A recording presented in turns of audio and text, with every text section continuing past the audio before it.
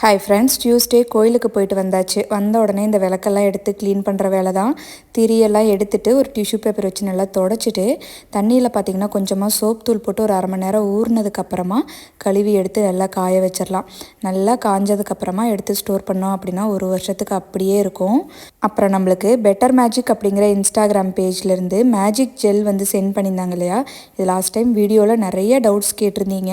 White துணிக்கு மட்டும்தான் use பண்ணணுமா, கலர் துணிக்கெலாம் யூஸ் பண்ணக்கூடாதா, அப்புறம் மிஷின் வாஷ்க்கெலாம் இது எப்படி இருக்குது அப்படின்னு சொல்லி நிறைய டவுட்ஸ் கேட்டிருந்தீங்க.